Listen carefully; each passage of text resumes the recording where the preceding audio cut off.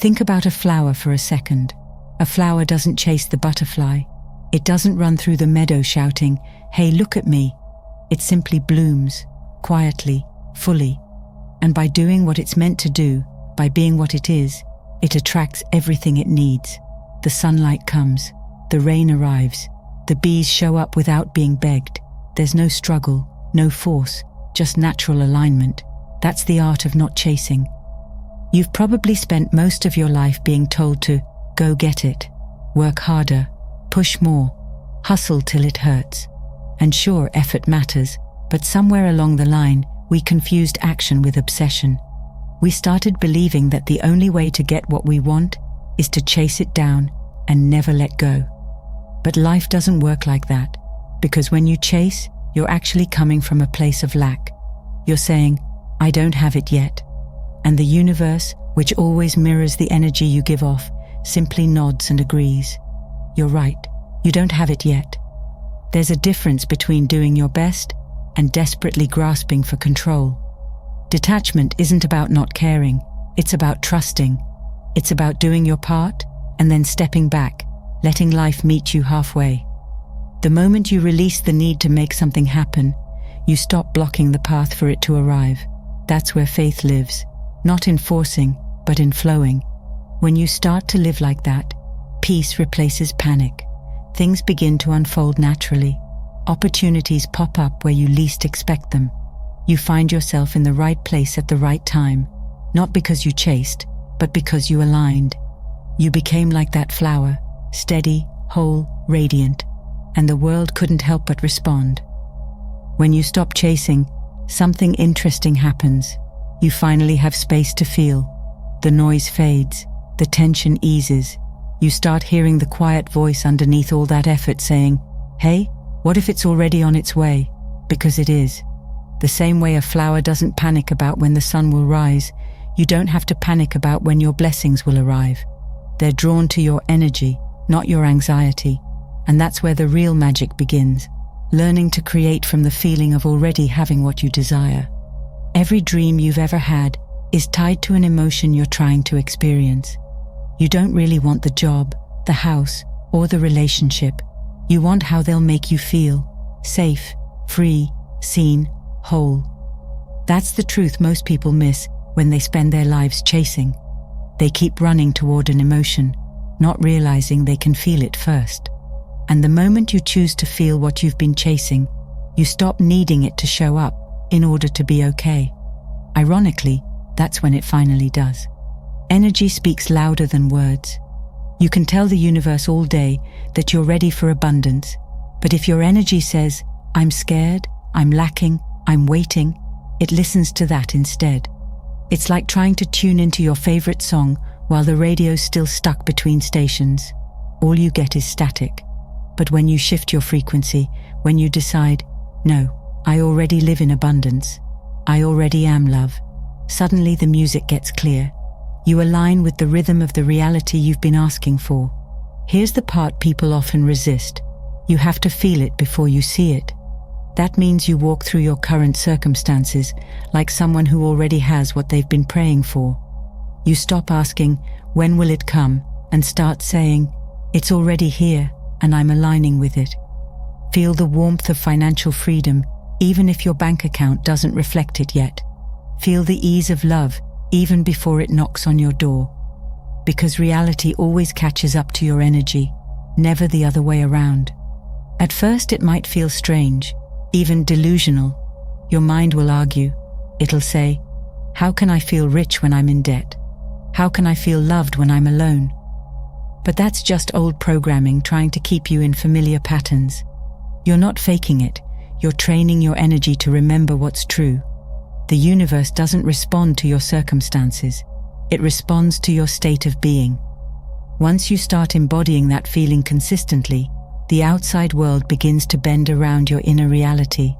People, ideas, and opportunities rearrange themselves to match what you've decided to feel. And that's the beauty of not chasing. You realize your energy was the magnet all along. You never had to run after anything. You only had to become the version of you that naturally attracts it. So instead of waiting on life to prove something to you, Prove it to yourself first through feeling. Feel it, live it, breathe it. Because when you stop running toward what you want and start resonating with it, life stops being a chase and becomes a dance. And in that dance, everything you desire moves toward you with effortless grace. Once you start feeling the energy of what you want, instead of chasing it, something inside you shifts. You begin to see how much of your old life was built on effort instead of alignment. You can almost feel the difference in your body. Effort feels tense, heavy, forced. Alignment feels light, steady, natural. It's like the difference between trying to drag a door open that's stuck versus simply finding the key that unlocks it. Most of us were taught to push harder, to prove we deserve what we're asking for. But the truth? You don't attract by proving, you attract by aligning. Effort alone is like rowing upstream with all your strength, while the current is pulling the other way. You might make a little progress, but it's exhausting. Alignment is when you finally turn the boat around and let the river carry you. You're still moving, still showing up, but now your energy is flowing with life, not against it. You've probably felt that before. Those seasons when everything just clicks. People appear at the right time, ideas flow easily, and even your smallest actions seem to multiply. That's alignment. It's not about doing more, it's about doing what resonates with who you're becoming. When you're in alignment, you don't feel the need to chase anymore, because you realize what's meant for you is magnetized by your state of being. You start trusting your inner guidance more than the noise outside. You stop comparing timelines and start tuning in. The mind wants a checklist. The soul wants coherence. It wants to feel at peace with the direction you're heading. And when your thoughts, emotions, and actions all point toward the same energy, the universe responds instantly. It recognizes the signal you're sending. Here's the tricky part, though. Alignment doesn't always mean constant motion. Sometimes it means pausing. Sometimes it means doing less, even when your ego screams, "Do more." Because chasing often comes from fear. Fear of missing out, fear of not being enough, fear of falling behind. But alignment asks for trust. It asks you to stop hustling for your worth and start believing that your worth already attracts what matches it. There's no rush in alignment, only rhythm. You don't need to chase rhythm, you just learn to move with it. When you live from alignment, opportunities come without you forcing them. You'll meet someone by accident who connects you to the next chapter. You'll stumble upon an idea that changes everything. That's not coincidence, it's coordination. The universe loves coherence, and it organizes reality around the frequency you consistently hold. That's why chasing doesn't work. Chasing says, "I'm separate from what I want." Alignment says, "I'm already one with it." The latter pulls life toward you like gravity. So if you've been exhausted from all the striving, take this as your permission to rest, not to quit, but to realign. When your energy, emotions, and actions start moving as one, effort becomes effortless. You don't stop working, you just stop struggling. You begin creating from peace instead of panic. That's the art of not chasing. It's the realization that the moment you align with what you want, the universe does the heavy lifting. You're not meant to run after life, you're meant to move with it. After you start living in alignment, something else begins to unfold. You realize timing is just as important as energy. You can be fully aligned, vibrating on all the right frequencies, doing everything right, and still, nothing seems to happen. And that's usually when doubt creeps in. You start thinking, maybe it's not working, but here's the truth, it is working. You just can't see it yet. It's like planting a seed and checking every 5 minutes to see if it's grown. You end up disturbing the soil instead of trusting the process. The art of not chasing means trusting that the seed knows when to bloom. Patience isn't passive, it's powerful. It's one of the highest forms of faith because it says, "I don't need proof right now to believe." The wait is where your energy matures. It's where you're being prepared for what you asked for. Sometimes what you want isn't delayed. You're being refined so you can handle it when it arrives. The waiting isn't wasted. It's sacred groundwork. Think about it like this. The flower doesn't question why it's still a bud. It doesn't compare itself to the one that bloomed early. It just keeps absorbing light, trusting that its moment will come. But let's be honest, waiting can feel brutal when you're in it. It's easy to start spiraling, to feel like maybe you missed your chance or that life forgot about you. But what if those quiet stretches are the universe's way of saying, rest? Something's being built for you behind the scenes. You're not being punished, you're being positioned. Life's timing is intricate, and every delay is an act of divine coordination. The universe doesn't work on your schedule.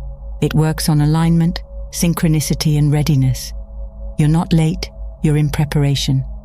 There's a certain peace that comes when you finally stop resisting the wait. You begin to see that the space between desire and manifestation isn't empty. It's full of invisible movement. Conversations you don't know about are happening. Opportunities you can't see yet are forming. People who'll play a part in your story are being guided toward you. You don't need to micromanage it all. When you stop chasing, you start trusting that everything is unfolding in perfect rhythm, even the parts that feel still. So instead of asking, when will it happen? Ask yourself, who am I becoming while I wait? Because that's the real transformation. The universe doesn't just want to give you what you want. It wants you to become the person who can sustain it. You're not waiting for the thing. The thing is waiting for you to rise into alignment with it. And the beautiful part? The moment you stop clinging to the timeline, your energy relaxes. And that's when things finally start to move. Waiting, when seen correctly, isn't stagnation. It's gestation. Something is forming, deep beneath the surface. And when it's ready, it'll burst into your life with a force that makes you forget how long you waited. So instead of chasing after what's next, live in what's now. Find joy in the space between. Laugh, create. Be grateful for the unfolding. Because when you truly trust the timing, you stop counting the days and start enjoying the becoming. That's when the universe delivers not just what you wanted, but something even better, right on time.